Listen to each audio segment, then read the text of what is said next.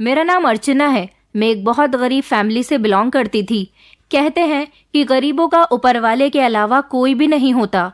मेरा साथ भी ऊपर वाले ने ही दिया था। इंसानों से हम अपनी मदद के लिए शायद कोई उम्मीद नहीं लगा सकते, क्योंकि हमें हमेशा ऊपर वाले के आगे ही हाथ फैलाकर उससे मांगना चाहिए।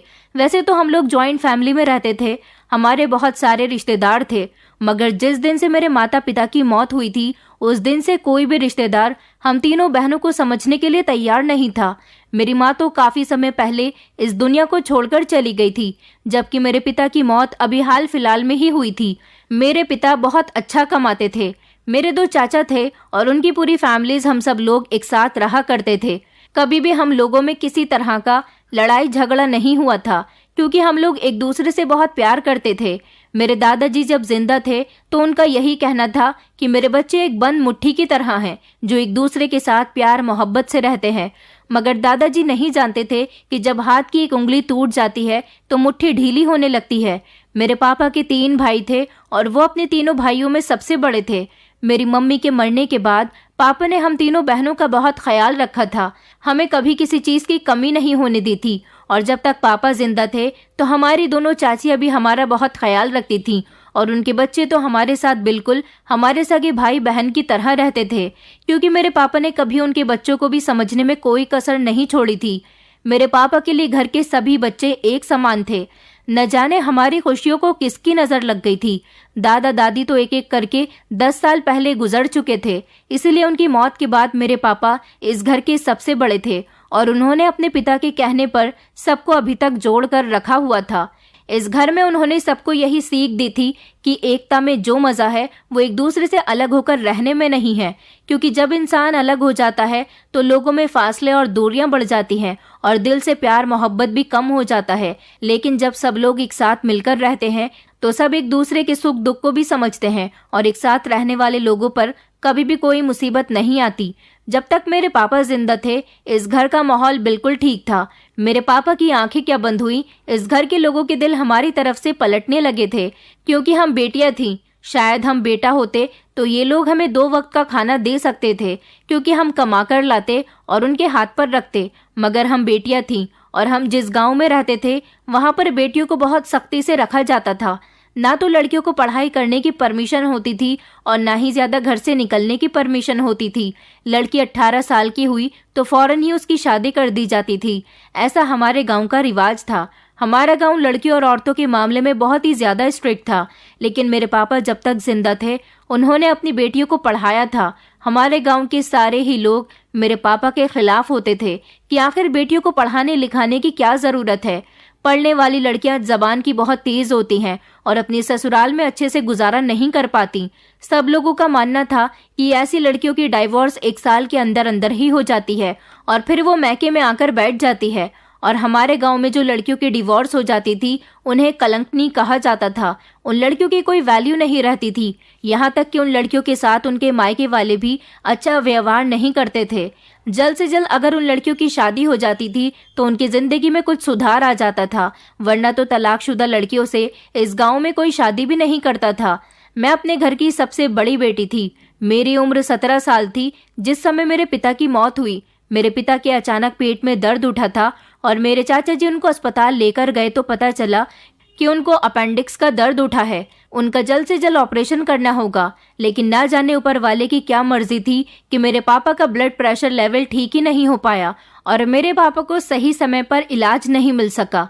शहर के डॉक्टर्स यही कहते रहे कि अपेंडिक्स का दर्द उठने की वजह से उनकी आंत भ्रष्ट हो गई। उनका ऑपरेशन किया जाएगा, लेकिन ऑपरेशन करने के लिए ब्लड प्रेशर का नॉर्मल होना बहुत जरूरी है।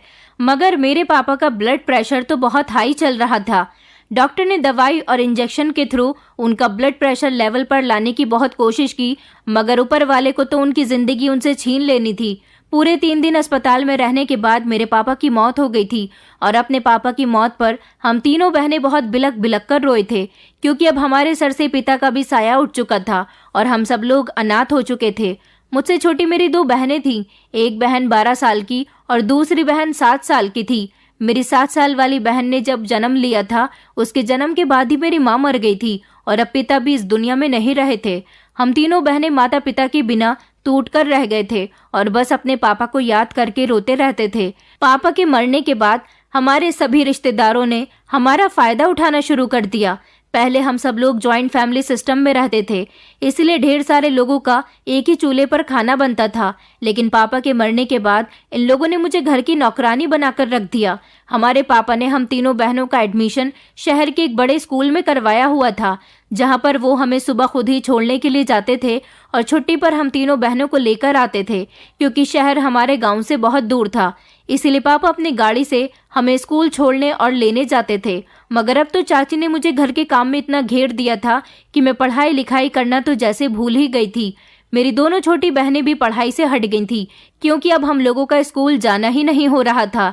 मैंने जैसे तैसे अपनी सबसे छोटी वाली बहन को तो 1 महीने तक स्कूल भेज दिया था, मगर फिर जब उसका 1 महीना पूरा हो गया और स्कूल वालों ने फीस की डिमांड की तो मैंने 1 महीने की फीस तो अपने पास से जमा कर दी थी। लेकिन उसके बाद जब दोबारा से फीस देने का टाइम आया तो मैंने अपने बड़े चाचा जी से फीस मांगी थी। उनसे कहा था कि मेरी छोटी बहन सोनम को अपने स्कूल की फीस जमा करनी है। जब ये बात चाची ने मुझे चाचा से कहते हुए सुनी तो वो आग बबूला हो गई। कहने लगी कि एक तो गांव में पहले से ही बेटियों के पढ़ने का रिवाज नहीं है।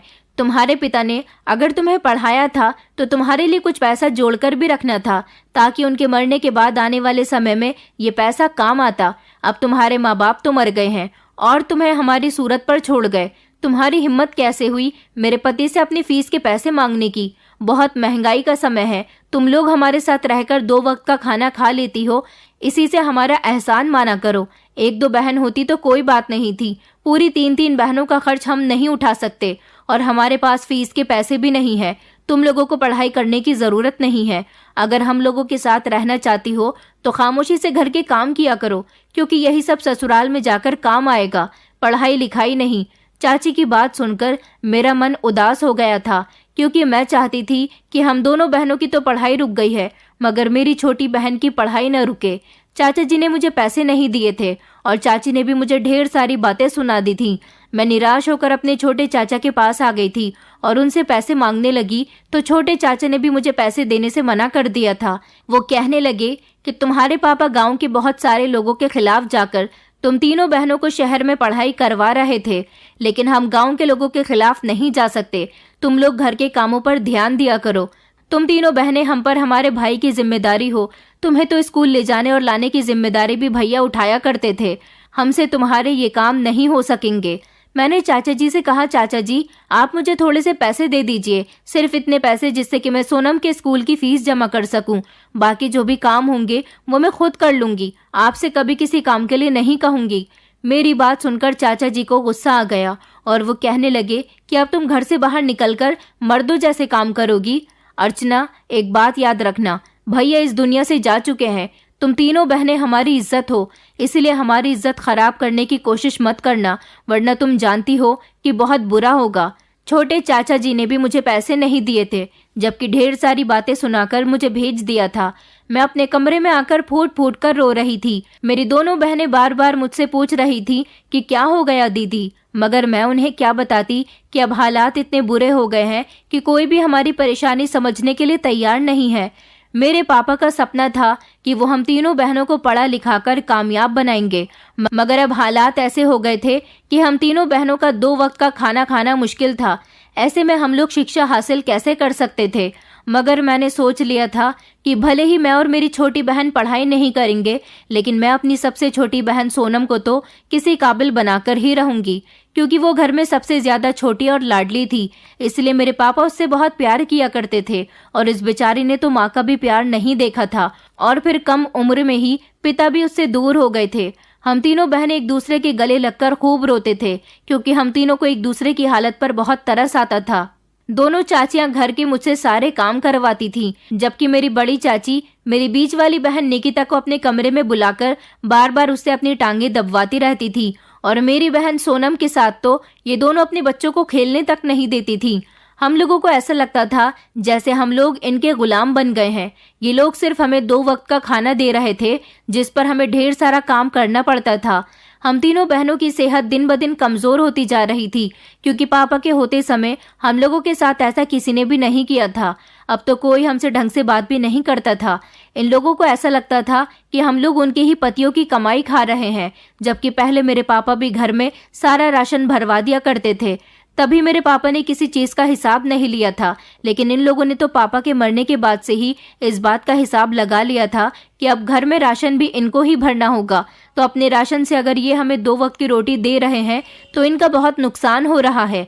हमें तो दूर दूर तक उम्मीद नहीं थी कि पापा के मरने के बाद ये लोग इतना बदल जाएंगे। हमें लगता था कि हमारा परिवार इसी तरह से एक साथ प्यार मोहब्बत से सारी जिंदगी गुजार देगा, मगर ऐसा नहीं हुआ था। हम तीनों बहनें इन पर बोझ बन गए थे और इस बात के ताने हम तीनों को सुबह शाम सुनने को मिलते थे। इसी तरह से कई साल गुजर गए थे। मेरी सबसे छोटी बहन जो 7 साल की हुआ करती थी, अब वो 10 साल की हो गई थी और उस बेचारे की पढ़ाई तक रुक गई थी। लेकिन मेरे दिल में अभी भी यही था कि मैं अपनी छोटी बहन को पढ़ा लिखाकर किसी काबिल जरूर बनाऊंगी, मगर ऐसा कैसे पॉसिबल हो सकता था, मैं ये नहीं जानती थी। एक दिन मेरी बहन निकिता की बहस मेरी चाची से हो गई, क्योंकि उन्होंने मेरी बहन के थप्पड़ मार दिया था और मेरी बहन इस बात पर रो रही थी कि कभी उसके माता पिता ने उसे हाथ तक नहीं लगाया, तो फिर आपकी हिम्मत कैसे हुई मुझे थप्पड़ मारने की।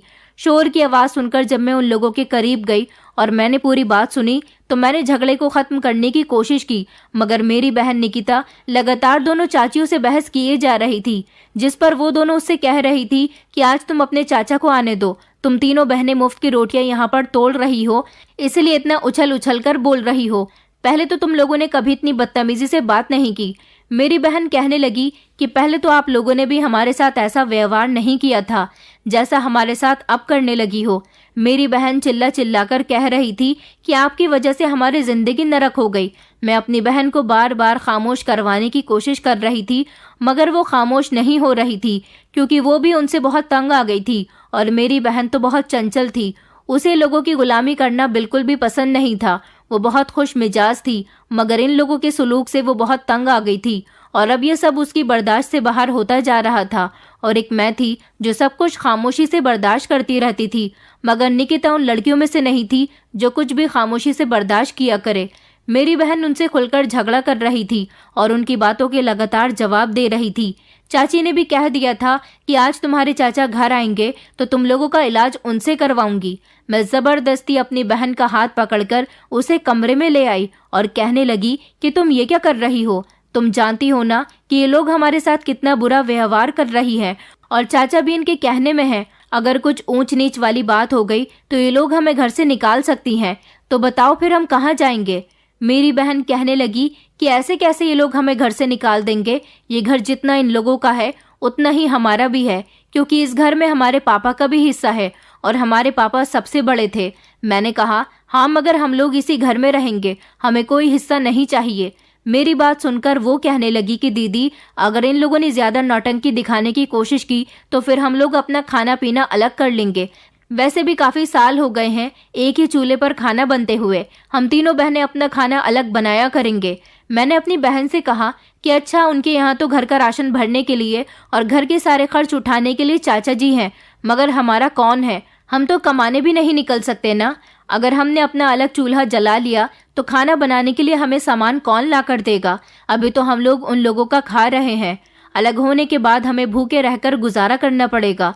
मेरी बात सुनकर मेरी बहन कहने लगी कि दीदी, क्यों ना हम कोई काम करते हैं, हमारे पास थोड़े पैसे आएंगे तो हम लोग अपने ऊपर डिपेंड रहेंगे, हमें इन लोगों के आगे हाथ फैलाने की जरूरत नहीं रहेगी। मैंने अपनी बहन से कहा कि ये काम तुम्हारे लिए जितना कहने में आसान है, करने में उतना ही मुश्किल है। वैसे भी गांव की लड़कियों को घर से निकलने की तो परमिशन ही नहीं दी जाती, काम करने की परमिशन क्या दी जाएगी। और वैसे भी हम लोग ऐसा कौन सा काम करेंगे जिससे हम पैसे कमा सके। मेरी बहन कहने लगी कि दीदी, आजकल ऐसे बहुत सारे काम हैं जो लड़कियां भी कर सकती हैं। मैंने कहा तुम अपनी बकवास बंद करो और खामोश हो जाओ। मेरी बात पर मेरी बहन खामोश हो गई थी, लेकिन रात को जब चाचा जी आए तो उन्होंने हम तीनों बहनों पर बहुत डांट लगाई थी, क्योंकि वो अपनी पत्नियों की साइड से बोल रहे थे। उन्होंने कह दिया था कि अब तुम हमारे टुकड़ों पर जी रही हो, तुम्हारा पिता जिंदा नहीं है जो तुम लोगों के नखरे उठाया करता था, हमसे तो तुम अपने नखरे उठाने की उम्मीद ही मत रखना। चाचा जी कहने लगे कि मैं तुम दोनों बहनों के लिए रिश्ते देखता हूँ और सबसे पहले तुम दोनों की शादी करवाऊंगा। उस दिन के बाद से चाचा जी ने हम दोनों बहनों के लिए रिश्ते देखना शुरू कर दिया था। मेरी उम्र 20 साल और मेरी बहन की उम्र 15 साल हो गई थी, मगर हम लोग शादी नहीं करना चाहते थे। मैंने अपनी बहन से कहा कि देखो, तुम्हारी बहस का नतीजा हमें इस तरह से भुगतना पड़ेगा। मेरी बहन कहने लगी कि दीदी, ये लोग हमारे साथ चाहे जो करें, मगर हमारी अभी शादी की उम्र नहीं है, हम शादी नहीं करेंगे। समझ नहीं आ रहा था कि क्या किया जाए। अगले ही दिन चाचा जी ने हमारे लिए लड़के वालों को बुला लिया था, मगर लड़कों को देखकर तो मैं दंग रह गई थी, क्योंकि सबसे पहले चाचा जी ने मेरे लिए लड़के वालों को घर बुलाया था। लड़के की उम्र इतनी ज्यादा थी कि उसके सर पर बाल भी नहीं थे। मैंने तो इस रिश्ते से साफ इनकार कर दिया था और कह दिया था कि मैं शादी नहीं करूंगी। शादी से इनकार करने पर इन लोगों ने हम पर और भी ज्यादा अत्याचार करने शुरू कर दिए थे। अब तो हमसे हमारा खाना पीना भी बंद करवा दिया गया था, जबकि अभी भी हम तीनों बहनों से गुलामी करवाई जा रही थी। अब उन्होंने सोनम से भी घर के काम लेने शुरू कर दिए थे, जबकि खुद महारानियां बनकर आराम करती थीं और अपनी बेटियों से भी कोई काम नहीं करवाती थीं।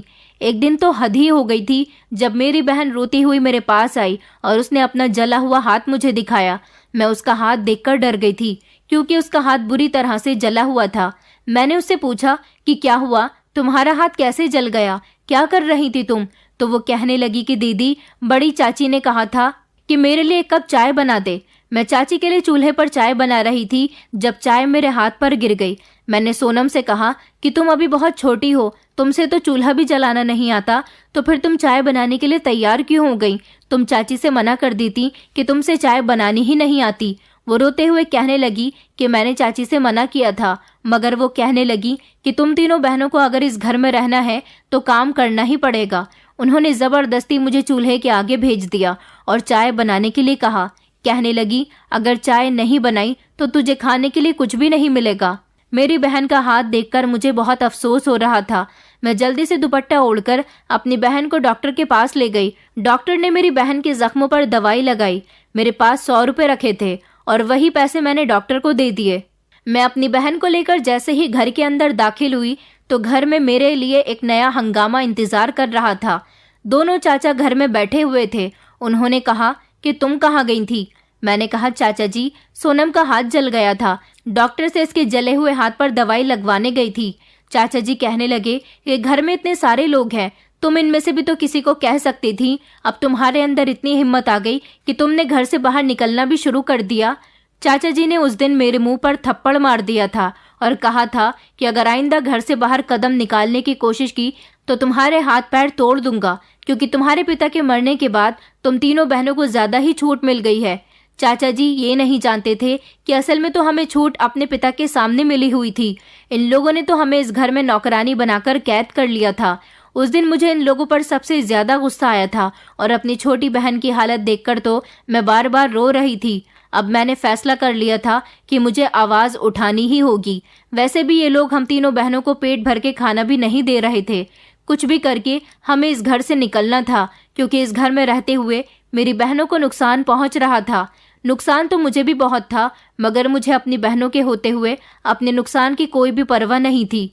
मेरी बहन निकिता हर बार मुझसे यही कहती थी कि हम इस घर को छोड़कर चल रहे हैं या फिर हम अपना चूल्हा अलग कर लेते हैं, मगर ऐसा करना बहुत मुश्किल था, इसलिए मैं हर बार उसे डांटकर खामोश करवा देती थी। लेकिन अब मुझे भी यही लगता था कि हमें इस घर से चले जाना चाहिए, क्योंकि हमारा अपना इस घर में कोई भी नहीं है।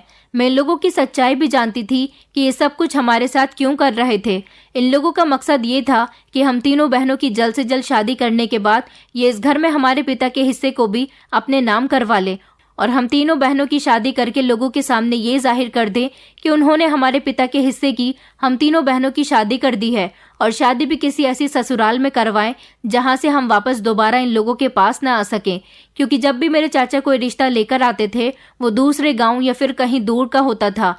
ये लोग जिस तरह से हमारे ऊपर अत्याचार कर रहे थे उस हिसाब से तो इस घर से निकल जाने के बाद हम कभी भी दोबारा इस घर में कदम नहीं रखते, मगर अब इन लोगों ने जुल्मों की हद कर दी थी। आज चाची ने जो मेरी छोटी बहन के साथ किया था, ऐसा वो आगे भी कर सकती थी, क्योंकि हम दोनों बहनें तो समझदार थीं, वो तो मासूम थी। इसीलिए रात के टाइम पर मैंने अपनी दोनों बहनों से कहा कि चलो हम यहाँ से चलते हैं, हम कहीं और जाकर रहेंगे। इस घर में हम पर बहुत अत्याचार हो रहे हैं। मैं उन लोगों के लिए बड़ी थी, इसलिए उन्हें मुझसे ढेर सारी उम्मीदें थीं और वो दोनों घर से चलने के लिए तैयार हो गईं। हमने अपना सामान पैक कर लिया था और हमारी माँ के जेवर जो हमारे पास ही रखे हुए थे और जिसके बारे में मेरी चाचियाँ भी नहीं जानती थीं, क्योंकि कई सालों पहले मेरी माँ के मरने के बाद किसी इमरजेंसी की वजह से मेरे पिताजी ने माँ की ज्वेलरी को गिरवी रख दिया था और फिर मेरे पिताजी ने कुछ सालों के बाद उसे छुड़वा भी लिया था। ये बात तो सब जानते थे कि मेरी माँ की ज्वेलरी गिरवी पड़ी हुई है। पिताजी ने उसे खामोशी से छुड़वा लिया था और मुझसे कहा था कि इस बारे में किसी को मत बताना। शायद वो अपने भाइयों की नीयत को पहले से जानते थे। ये जेवर मेरे पिताजी ने हम तीनों बहनों की शादी के लिए छुड़वाया था ताकि आगे चलकर हमारे काम आ सके, मगर अब ये हमारे लिए इस तरह से काम आने वाला था कि हमें इसे बेचकर एक किराए का मकान लेना था। और फिर रात के समय हम तीनों बहनें घर से निकल आईं। सारी रात हम लोग गांव की एक सड़क पर बैठे रहे। जैसे ही दिन निकला तो हम घर ढूंढने की तलाश में निकल गए। ये बात तो मैं आपको कई बार बता चुकी हूँ कि हमारे गांव में लड़कियों को घर से निकलने की परमिशन नहीं थी। अब जब हमें गांव वालों ने इस तरह से गांव में इधर उधर टहलते हुए देखा तो उन लोगों ने हमारे बारे में उल्टी सीधी बातें बनाना शुरू कर दी थी और वो लोग हमें बुरा भला भी कह रहे थे। मुझे इस बात की कोई परवाह नहीं थी कि हमारे बारे में किस तरह की बातें कर रहे थे। हमें तो बस रहने के लिए एक मकान चाहिए था। जैसे ही दिन निकला तो मैं सुनार की दुकान पर जाकर अपनी माँ के कंगन बेच आई थी। अपनी माँ के जेवर को मैंने भी हम तीनों बहनों की शादी के लिए संभाल कर रखा था, मगर अब ये हमारी किसी तरह से सहायता कर सकता था। जिस तरह से मेरी माँ जिंदा होती तो हमारी सहायता करती। माँ के कंगन पूरे 60,000 में बिके थे। जिन पैसों से मैंने किराए का घर खरीद लिया था उसका एडवांस और 2 महीने का किराया भी दे दिया और फिर घर में राशन और जरूरत का सामान रख लिया। गांव वालों ने ये खबर जाकर मेरे चाचा चाची को दे दी थी कि आपकी भतीजिया गांव में इधर से उधर टहल रही है। ये बात तो उन लोगों को पता चल गई थी कि हम घर छोड़कर जा चुकी हैं। गांव वालों की बार बार की शिकायत पर उन्हें बहुत गुस्सा आ गया था, इसलिए वो लोग हमारे घर आ गए और आने के बाद उन्होंने घर में बहुत हंगामा किया था। कहने लगे कि अगर तुम लोगों को यहाँ रहना है तो इज्जत के साथ रहो, घर से ज्यादा बाहर निकलने की जरूरत नहीं है। मैं तो चाचा जी के इस तरह से हंगामा काटने पर बहुत ज्यादा डर गई थी, मगर मेरी बहन निकिता ने उनसे बहस कर ली थी। वो उनसे कहने लगी कि अब हम लोग आपके घर से निकल चुके हैं, इसलिए आपको हमारी परवाह करने की कोई ज़रूरत नहीं है। अगर आपको अपनी इज्जत की परवाह होती तो आप हमारे साथ कुछ भी गलत ना करते। हमने घर से बाहर निकलने का कदम सिर्फ आप लोगों की वजह से उठाया है। चाचा जी उस पर हाथ उठाने के लिए उसकी तरफ बढ़े ही थे कि मैंने चाचा जी को रोक लिया और उनसे कहा कि प्लीज़ आप लोग यहाँ से चले जाइए, हमें हमारे हाल पर छोड़ दीजिए। जैसे तैसे चाचा जी वहाँ से चले गए थे। कुछ दिन इसी तरह से गुजर गए थे। मुझे अब सोनम की पढ़ाई की चिंता हो रही थी, क्योंकि कुछ भी करके मुझे उसका एडमिशन करवाना था। इस तरह तो उसकी उम्र बढ़ती जा रही थी। माँ के सोने की एक और चीज़ निकालकर मैंने वो भी बेच दी और इस तरह मैंने अपनी बहन का एडमिशन भी स्कूल में करवा दिया। अब हर काम के लिए मुझे घर से निकलना होता था, इसलिए गाँव वाले मुझे बहुत बुरा भला कहने लगे थे। लड़के मुझे देखकर सीटियां मारते थे और कहते थे कि ये बिगड़ी हुई लड़कियां हैं, तभी तो घर से बाहर निकलती हैं। अब उन्हें कौन बताता कि हमें भी घर से बाहर निकलने का कोई शौक नहीं था। हमारे हालात हमें यहाँ तक ले आए थे। गांव के बिगड़े हुए लड़के हम पर नजर रखने लगे थे, इसलिए मैं अपनी बहन को समझाकर आती थी कि दरवाजा ठीक से बंद कर लेना और कोई भी आए उसके लिए दरवाजा मत खोलना। मैं घर से निकलकर किसी नौकरी की तलाश में लग गई थी, क्योंकि इस तरह तो कोई काम नहीं चल सकता था। और फिर हम किराए के घर में रहते थे, हमें किराया भी देना था, मगर कुछ समझ नहीं आ रहा था कि क्या किया जाए। मैं 1-2 जगह लोगों के घरों में काम भी तलाश करने गई तो उन्होंने मुझे धुतकार कर भेज दिया कि तुम तो उन्हीं लड़कियों में से हो ना जिनके बारे में गांव वाले गलत गलत बातें कर रहे हैं। हम तुम जैसी बिगड़ी हुई लड़की को अपने घर में काम नहीं दे सकते। मेरी समझ नहीं आ रही थी कि अगर मैं घर से बाहर निकल गई थी तो मैंने ऐसा कौन सा पाप कर लिया था। जिनके सर पर पिता का साया नहीं होता और उनके रिश्तेदार भी उन्हें नहीं समझते तो उन्हें अपने लिए कुछ ना कुछ तो करना ही होता है। ये बात लोगों की समझ क्यों नहीं आ रही थी। एक दिन मैं अपनी बहन को स्कूल से लेकर आ रही थी जब मैंने देखा कि हमारे गांव में पूरी सब्जी का ठेला लगाने वाले एक आदमी से ढेर सारे लोग पूरी सब्जी ले रहे थे और उसकी खूब आमदनी हो रही थी। ये सब देखकर मुझे आइडिया आया कि मुझे लोगों के घरों में काम तो नहीं मिल रहा और मेरी एजुकेशन भी इतनी नहीं थी कि मुझे कहीं ऐसे स्कूल में नौकरी मिल जाए। इसलिए मैंने सोचा कि क्यों ना मैं भी सब्जी पूरी का ठेला लगाया करूंगी और इस तरह अपना और अपनी बहनों का गुजारा करूंगी, क्योंकि गलत काम करने से अच्छा है कि मैं कोई ऐसा काम करूं जिससे मेरी इज्जत भी सलामत रहे और मैं अपनी बहनों को अपनी इज्जत की कमाई खिला सकूं। तो मैंने फैसला कर लिया था कि मैं कल से ही सब्जी पूरी का ठेला लगाऊंगी। मैं घर आई तो सब्जी पूरी के लिए सारा सामान लेती हुई आई थी और मैंने सब्जी पूरी बनाई और तैयार करने के बाद मैंने एक ठेले वाले से बात कर ली थी जो मुझे किराए पर अपना ठेला देने के लिए तैयार हो गया था। मैं उस ठेले में सब्जी पूरी तैयार करके उसे बेचने के लिए घर से निकल चुकी थी। मुझे ठेला लेकर जाते हुए लोगों ने घूर घूर कर देखना शुरू कर दिया और वो लोग मुझे इस तरह से देख रहे थे जैसे मैं कोई पाप का काम कर रही हूँ। मेरा काम तो बुरा नहीं था, लेकिन मेरी गलती इतनी थी कि मैं एक लड़की थी और हमारे गांव में लड़कियों का काम सिर्फ इतना होता था कि वो घर की चार दीवारी में रहें और गृहस्थी को संभाले। लेकिन मैं लोगों की बातों को नजरअंदाज करते हुए अपना ठेला लेकर बढ़ती चली जा रही थी। मैं बस स्टॉप के पास जाकर खड़ी हो गई थी और वहां पर अपना ठेला लगा लिया था। मैं आवाज लगा लगाकर लोगों को सब्जी पूरी खाने के लिए बुला रही थी, मगर कोई भी मेरी पूरी सब्जी खाने के लिए नहीं आया, क्योंकि कोई भी मुझसे सब्जी पूरी खरीद ही नहीं रहा था। उन लोगों का कहना था कि कैसी बेशर्म लड़की है, मर्दों के सामने मर्दों जैसा काम कर रही है। सब लोग मुझे बुरा कह रहे थे। कोई भी मेरे पास मेरा खाना खरीदने के लिए नहीं आ रहा था, बल्कि मेरे ठेले के पास आकर मुझे ढेर सारी बातें सुनाकर जा रहे थे, जिनकी बातें मैं खामोशी से सुन रही थी। किसी को भी जवाब देने के लिए मेरे मुंह से शब्द नहीं निकल रहे थे, बल्कि आंखों से लगातार आंसू टपक रहे थे और मुझे अपने माता पिता की बहुत याद आ रही थी। रात हुई तो मैं अपना ठेला लेकर वापस घर आ गई थी। मेरी बहनों ने जब देखा कि मैं जितना खाना ठेले पर लेकर गई थी उतना ही वापस लेकर आ गई हूँ, तो उन लोगों ने कहा कि क्या किसी ने खाना नहीं खरीदा। मैंने उनसे कुछ भी नहीं कहा था, मगर मेरा उदास चेहरा देखकर वो समझ गई थी। अगले दिन भी मैंने हार नहीं मानी थी और मैं सब्जी पूरी बेचने के लिए चली गई थी। गांव वालों की अजीब नजरें और हजारों बातें सुनकर भी मैंने ठान लिया था कि मैं ये काम करके ही रहूंगी। मगर उस दिन गांव के काफी सारे लोग एक साथ इकट्ठा होकर मेरे ठेले के पास आ गए और कहने लगे कि अपना ठेला यहाँ से हटाओ, और वो लोग मेरे ठेले को धकेलने लगे। मैंने उन लोगों से कहा कि आप लोग ये क्या कर रहे हो, मैं ये ठेला क्यों हटाऊं, आखिर मैं कौन सा ऐसा गलत काम कर रही हूँ।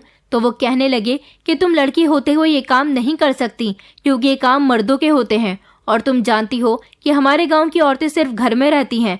मैं उन लोगों को बार बार रोकने की कोशिश कर रही थी, मगर उन्होंने मेरे ठेले को ढकेल कर गिरा दिया और मेरा सारा खाना जमीन पर गिर गया था। वो लोग किसी दरिंदे की तरह मेरे ठेले को फेंक रहे थे। मुझे बहुत रोना आ रहा था। मैं अपनी आंखों से आंसू साफ करते हुए अपना सारा सामान दोबारा से ठेले पर रखकर ठेला चलाते हुए घर को आ गई थी और घर आकर बहुत रोई थी, लेकिन मैंने फिर भी हिम्मत नहीं हारी और मैं फिर अगले दिन सुबह के समय खाना बनाकर ठेला तैयार करने लगी, क्योंकि मेरे निकलने का समय हो रहा था। मेरी छोटी बहन तो स्कूल जा चुकी थी, जबकि मेरी दूसरी बहन मुझे रोक रही थी। कह रही थी, दीदी कल उन लोगों ने आपका सारा खाना फेंक दिया, आज कहीं वो लोग आपको नुकसान न पहुंचा दे, आप मत जाओ। अब जैसे भी जिंदगी गुजरेगी गुजार लेंगे, वैसे भी आपकी सब्जी पूरी कोई नहीं खरीदेगा और उल्टा आपका नुकसान होता जा रहा है। मैंने कहा, चाहे जो हो जाए मैं हिम्मत नहीं हारूंगी। कोई तो ऐसा होगा जो मेरी सब्जी पूरी खाएगा और मुझे कुछ तो मेरी कमाई मिलेगी, और कमाई कभी भी एकदम से नहीं होती। धीरे धीरे कमाने वाला इंसान ही आगे चलकर कामयाब होता है। मेरी बहन कहने लगी कि दीदी इस गांव के लोग दरिंदे हैं, ये लोग कभी भी आपको कामयाब नहीं होने देंगे। मैंने अपनी बहन से कहा कि मैंने सब कुछ भगवान पर छोड़ दिया, मैं फिर भी अपनी कोशिश जारी रखूंगी, जो होता है होता रहे। गरीबों को तो वैसे भी लोगों की 100 बातों का सामना करना पड़ता है और हम भी तो गरीब हैं, इसलिए हमें भी सब कुछ सहना होगा। मैं अभी घर से ठेला लेकर निकल ही रही थी कि मेरे दोनों चाचा जी मुझे गुस्से में मेरी तरफ चलते हुए नजर आए। वो लोग मेरी तरफ आकर रुक गए और कहने लगे कि अब तेरे अंदर इतनी हिम्मत आ गई है कि तू सब्जी का ठेला लगाएगी। वो मेरे ऊपर हाथ उठाने के लिए हाथ आगे बढ़ा ही रहे थे कि मैंने उनका हाथ पकड़ लिया और कहा कि अगर आप लोग हमें उस घर में इज्जत से खाने और रहने देते तो शायद आज ये दिन नहीं आता। चाचा जी कहने लगे, तो फिर ठीक है, अपनी खुशी पूरी कर लो, इस गांव का कोई भी इंसान तुम्हारा ये खाना नहीं खाएगा। बल्कि इस गांव से तुम्हें धक्के मारकर निकाल दिया जाएगा, क्योंकि तुम्हारी वजह से गांव की बाकी लड़कियों पर भी फर्क पड़ेगा और गांव वाले ये बात बिल्कुल भी बर्दाश्त नहीं करेंगे कि तुम्हारी वजह से गांव की बाकी लड़कियां भी बिगड़ जाएं और तुम इस सब्जी पूरी के ठेले से कितने पैसे कमा लोगी। कोई भी इमरजेंसी आ गई तो तुम लोगों को मेरे पास ही हाथ जोड़कर आना होगा और उस समय मैं तुम्हारी कोई मदद नहीं करूंगा।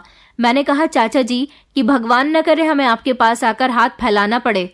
हम लोग भूखे मरना पसंद करेंगे मगर आपके आगे कभी हाथ नहीं फैलाएंगे, क्योंकि आप लोगों की ही वजह से हमारी जिंदगी इतनी खराब हुई है।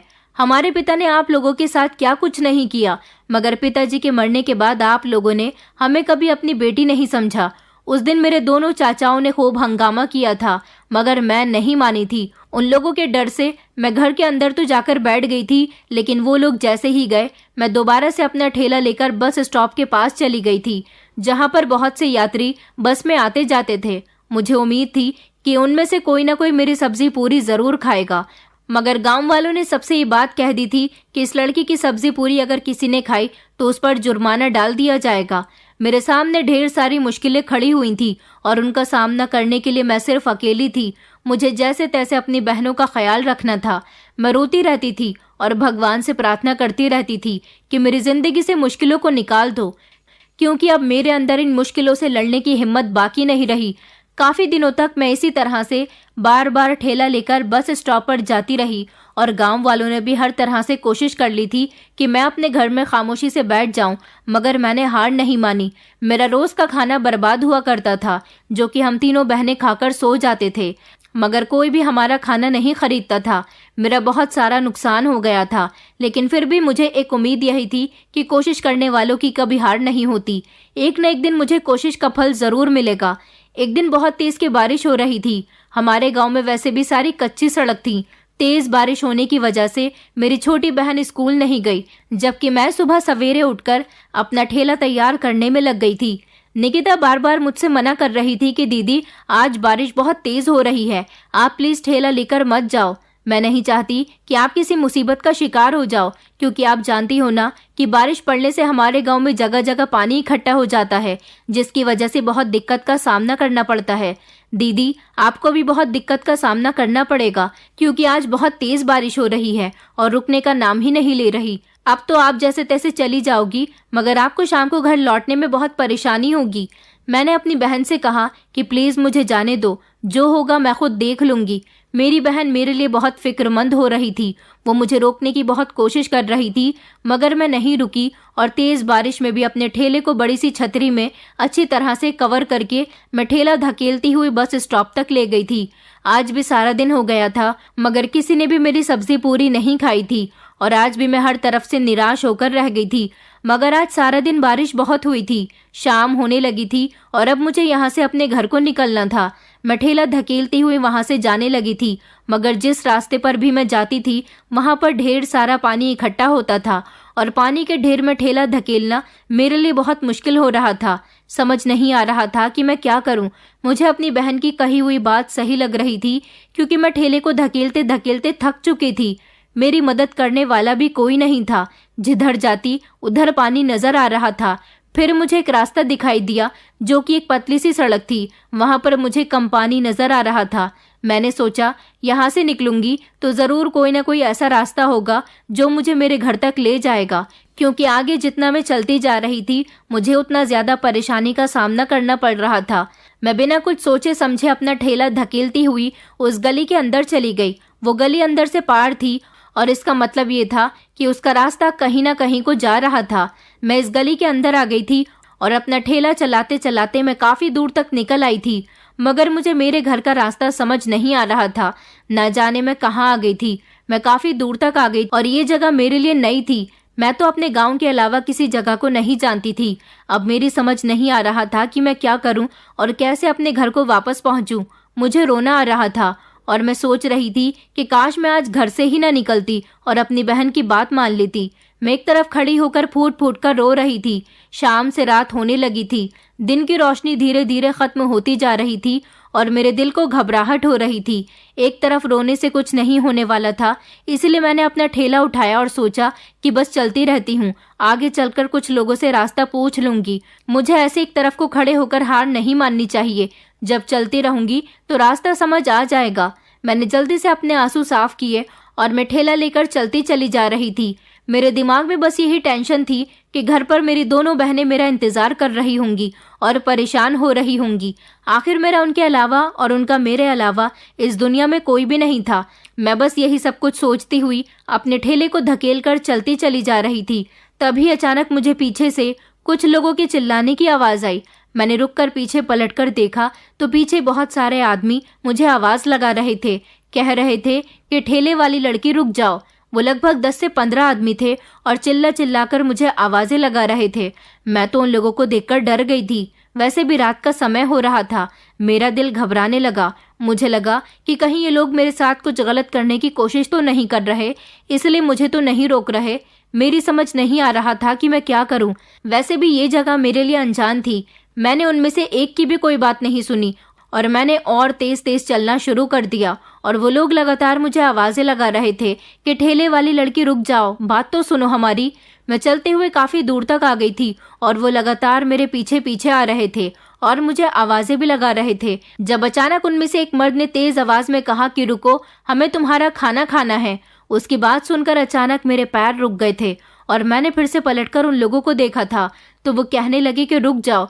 मुझे उन लोगों से डर लग रहा था। मुझे रुकता हुआ देखकर सारे मर्द रुक गए थे और एक आदमी चलता हुआ मेरी तरफ आया और मुझसे कहने लगा कि तुम हमसे डर क्यों रही हो, हमें तुम्हारा खाना खाना है। आज बारिश तेज होने की वजह से जगह जगह पानी इकट्ठा है, इसलिए हम लोग कहीं जाकर खाना खरीद कर नहीं ला सकते।